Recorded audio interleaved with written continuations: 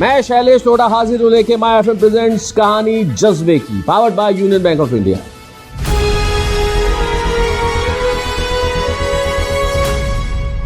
नमस्कार दोस्तों, मैं हूं आपका दोस्त शैलेश लोढ़ा। कहानी जज्बे की। जज्बा जीवन में बड़ा महत्वपूर्ण होता है मित्रों, और उसके लिए उस जज्बे के पीछे भी एक जज्बा होता है कि क्या मैं करना चाहता हूं, क्या मैं करूंगा, क्या मैं कर पाऊंगा, और वो कर दिखाता है। जिस जमाने में हम लोग स्कूलों में पढ़ते थे, हम तमाम लोग, मैं और मेरी पीढ़ी के लोग, उसके बाद की पीढ़ी के भी कुछ समय तक लोग, और उसके पहले तो निश्चित तौर पे हम लोगों के छोटे छोटे शहरों में एक स्कूल होता था जो सरकारी स्कूल होता था। राजकीय उच्च प्राथमिक विद्यालय, राजकीय उच्च माध्यमिक विद्यालय, secondary school, high secondary school, उसमें हम जाते थे, सारे लोग वहीं पढ़ते थे।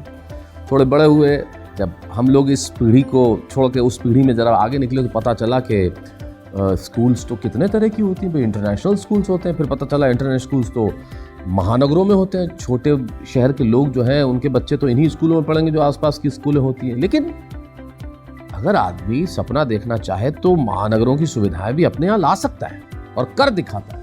और बहुत ज़रूरी है कि हम अच्छी एजुकेशन हमारे बच्चों को प्रोवाइड करें, एक अच्छा वातावरण दें। तब बीकानेर का एक युवा वो सोचता है कि बीकानेर राजस्थान का एक शहर है, वहाँ इंटरनेशनल स्कूल की बड़ी ज़रूरत है ताकि बच्चे पढ़ सकें, आगे बढ़ सकें। और एक ऐसी स्कूल की ज़रूरत है जहाँ बच्चों की पर्सनैलिटी पे ध्यान दिया जाए। तो फिर सुरेंद्र धारनिया आगे आते हैं और स्कूल शुरू करते हैं, इंटरनेशनल स्कूल इन बीकानेर। सुरेंद्र हमारे साथ है। सुरेंद्र, कैसे हुआ ये सब कुछ? सर, मैं एक ऐसी फैमिली से आता हूँ जो हम लोग ऑटोमोबाइल में भी काम करते हैं, पेट्रोलियम में भी काम करते हैं, ट्रेडिंग में, मैन्युफैक्चरिंग में, काफ़ी सारे वर्टिकल्स में काम करते हैं हम लोग।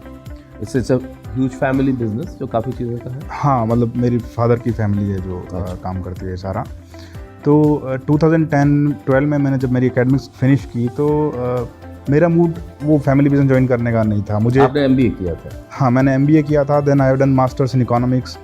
तो मुझे एकेडमिक्स के बारे में बात करना, लिटरेचर के बारे में बात करना, एकेडमिक्स को और ज़्यादा इनोवेटिव वे में करना अच्छा लगता था। तो मैंने मेरा मूड था स्कूल स्टार्ट करने का। कन्वेंशनल बिजनेस नहीं करना था कि मैं इस तरफ से। हाँ, तो मेरी खुद की इच्छा नहीं थी कि मैं फैमिली बिजनेस ज्वाइन करूं और वही जो काम करूं जो मेरी फैमिली मेरे को देती है आगे।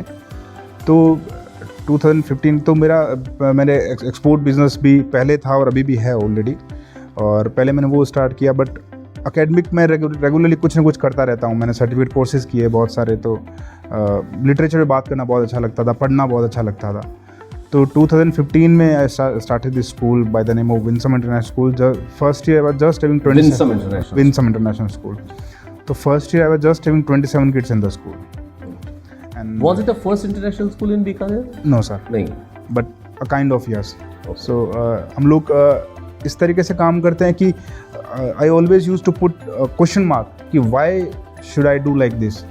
हर काम करने के पहले आपको पता होना चाहिए कारण हम ऐसा क्यों कर रहे हैं। कि क्योंकि ऑब्वियसली जब मैं बहुत नया था इस वर्टिकल के लिए, I was too young to fight with all the academicians out there in the Bikaner. तो मैं हमेशा क्वेश्चन मार्क पुट करता हूँ कि जो पुराना पैटर्न चल रहा है, जिस तरीके से हम लोग काम कर रहे हैं, हम लोग इसी तरीके से उसी कन्वेंशनल मेथोडोलॉजी में क्यों काम करें, उसको बदलने की क्यों जरूरत है? हाँ, उसको बदलने की क्यों ज़रूरत है। चाइल्ड साइकोलॉजी पे काम करना चाहिए, एकेडमिक पे बात करनी चाहिए, एकेडमिक इनोवेशन पे बात करनी चाहिए। तो हम लोग रेगुलरली उसके ऊपर हमेशा क्वेश्चन मार्क पुट करते, ब्रेनस्टॉर्मिंग करते, मेरी जो टीम है उसके साथ हम लोग डिस्कशन करते, उसके और अच्छे पैरामीटर्स पे काम करते और अच्छे रिजल्ट मिले हमें उससे।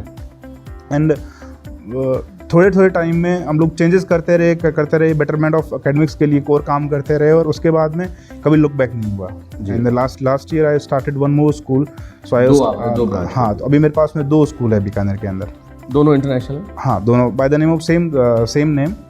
तो इस तरीके से हम लोग काम कर रहे हैं और एकेडमिक्स पे काम करना पसंद करते हैं। पहले साल आपके पास 27 बच्चे थे। हाँ, अब कितने हैं? अभी नियर अबाउट 800 बच्चे मेरे पास में। 800 kids. So that speaks volume. Right. Or the school started in which year? 2016 में 5 साल में 27 से अगर आप 800 तक पहुंचे हैं। हाँ, तो ये अपने आप में एक कहानी बताने के लिए बहुत है सफलता की। हाँ, मतलब हम लोगों ने काम किया है। और 5 साल पहले मतलब आप खुद 25-26 साल के थे? हाँ, I was just 26 that time. और 26 साल की उम्र में आपने एक इंटरनेशनल स्कूल खोलने का सोचा, सपना देखा? हाँ, मतलब फ्री रहना पसंद नहीं है मुझे। Usually I work for 15-16 hours in a day.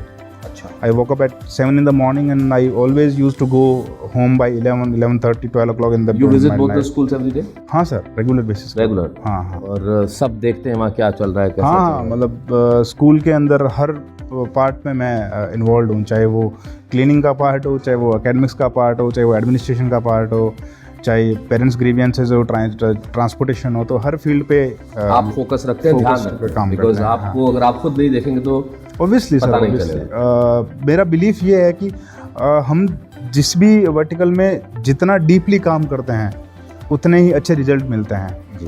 पहली चीज़। दूसरी चीज़, जब आप मॉर्निंग में असेंबली में जाते हो तो आपको जो पॉजिटिव वाइब्स है, दैट इज़ कि हाँ, इससे ज़्यादा खुशी कुछ नहीं है इस लाइफ में, जी। तो दैट इज़ वे इम्पोर्टेंट। जैसा मुझे पता चला आपका मोटो ये है कि आप कहते हैं कि पर्सनैलिटी बिफोर परसेंटेज।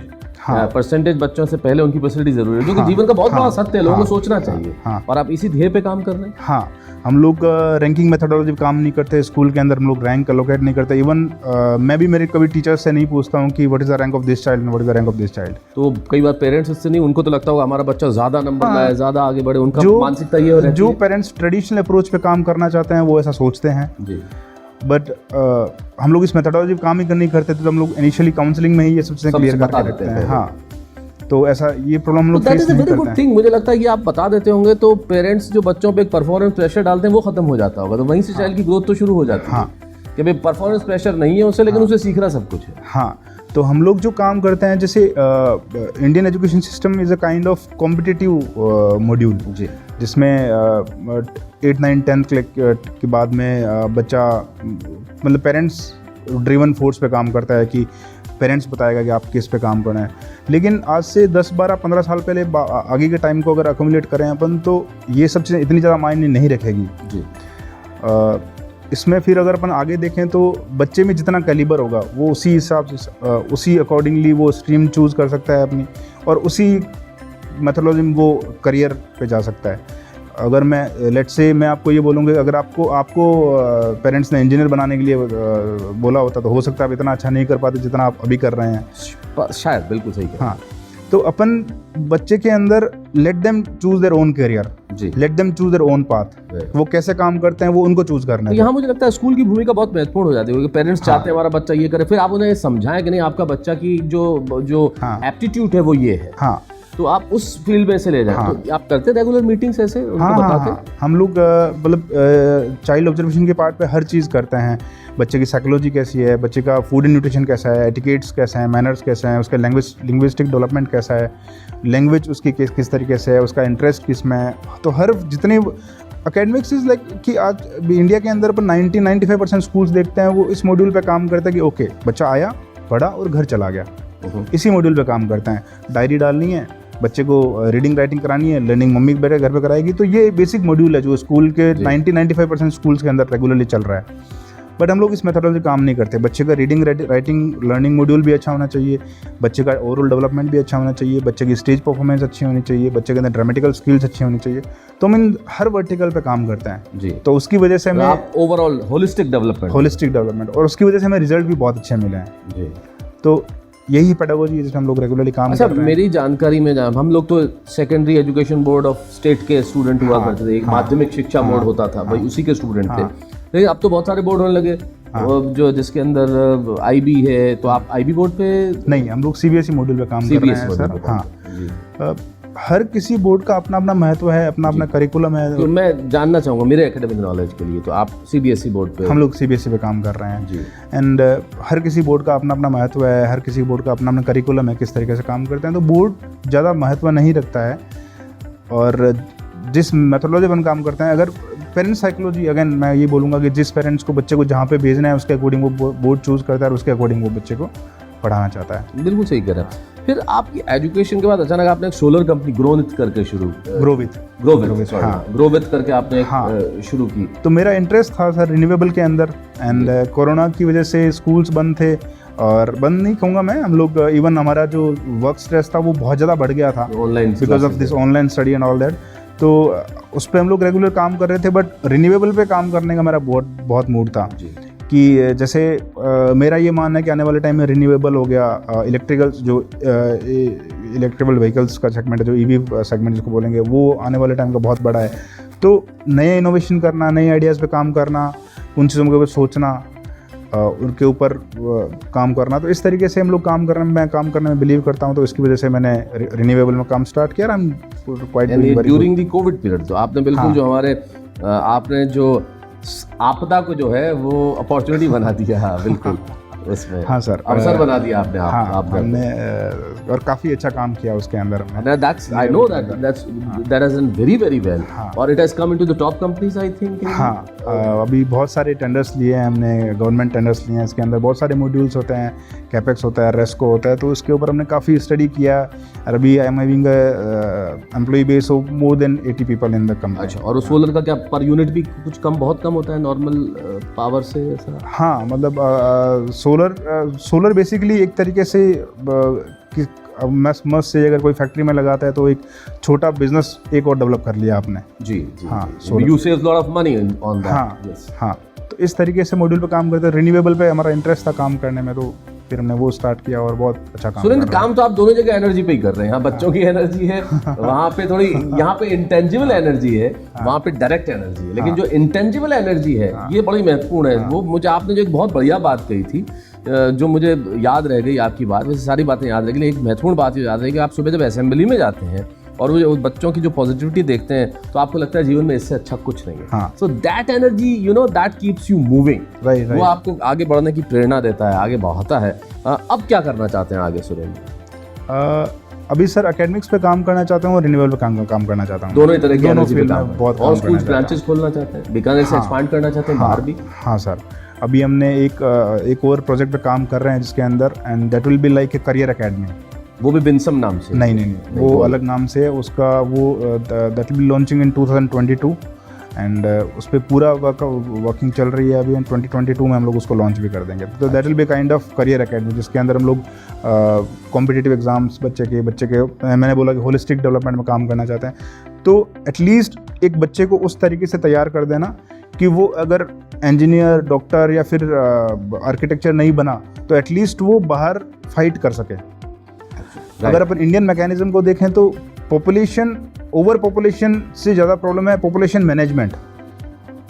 अगर कुछ भी देखें अपन बाहर देखते हैं तो एक जॉब के लिए 15 जने लाइन पे खड़े हैं।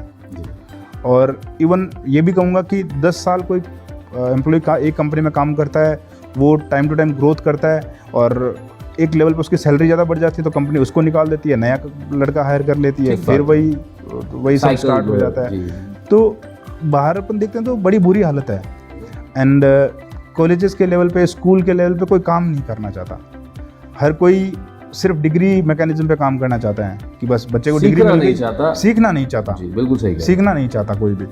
तो बच्चे को सिर्फ डिग्री की वैल्यू नहीं है, डिग्री तो वो सिर्फ एक रिज्यूम में कैरी कर पाएगा। हमारे देश में सब स्कूलों के बाहर इतनी बढ़िया बात लिखी रहती है, ज्ञानार्थ प्रवेश सेवार्थ प्रस्थान। हाँ, हम ज्ञान के लिए प्रवेश कर रहे हैं, डिग्री के लिए नहीं कर रहे। लेकिन शायद ये पीछे छूट गया, आप उसको रिवाइव करना चाह रहे हैं। हाँ, तो हम लोग सिर्फ डिग्री पे काम नहीं करना चाहते। बच्चे के अंदर इतना कॉन्फिडेंट होना चाहिए कि वो अपनी स्ट्रीम चूज कर पाए, अपना करियर चूज कर पाए और उसके ऊपर खुद ड्रिवन होकर काम कर पाए। जी, तो दैट इज़ मोर इम्पोर्टेंट। तो उसी स्ट्रीम की वजह से हम लोग एक करियर एकेडमी स्टार्ट करना चाहते हैं कि बच्चा 4-5 साल मेरे पास में अगर पढ़े तो वो एटलीस्ट उस लेवल पे चला जाए कि अगर वो डॉक्टर, इंजीनियर, आर्किटेक्चर भी नहीं बनाए तो वो अपनी लाइफ को अच्छे तरीके से चूज करके एक अच्छी जॉब करके और अपने आप को सेटल कर पाए। बिल्कुल। तो बीकानेर में करना चाहते हैं? हाँ, बीकानेर में। हाँ, आपने एक बात कही थी कि लिटरेचर के बारे में बात करना आपको बड़ा अच्छा लगता था। तो आपके प्रोफेशन से इतर किस तरह के लिटरेचर के बारे में बात करते हैं, क्या पढ़ते हैं? लिटरेचर के बारे में जैसे I am writing a book these days. अच्छा, आप किताब? तो लास्ट ईयर जब मैं फ्री था, जब कोरोना टाइम में मैं फ्री था तो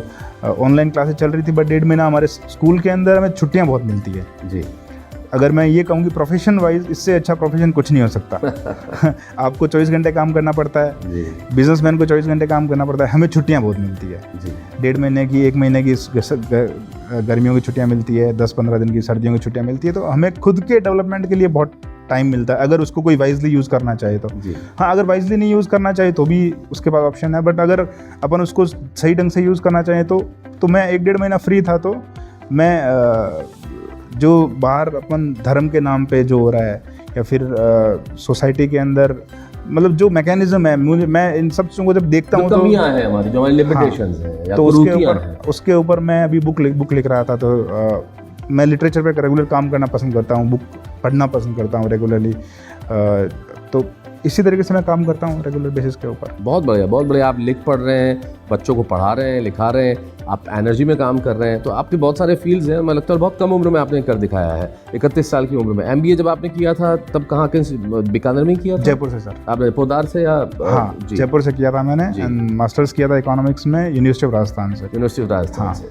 तो आप यूनिवर्सिटी ऑफ राजस्थान के स्टूडेंट हैं, आपने MBA किया, फिर इंटरनेशनल स्कूल खोला, फिर एनर्जी में काम कर रहे हैं, आगे आप करियर एकेडमी खोल रहे हैं, आप किताब लिख रहे हैं, यानी कि इतने सारे फील्ड सुरेंद्र आपने अपना लिए हैं इस कम उम्र में।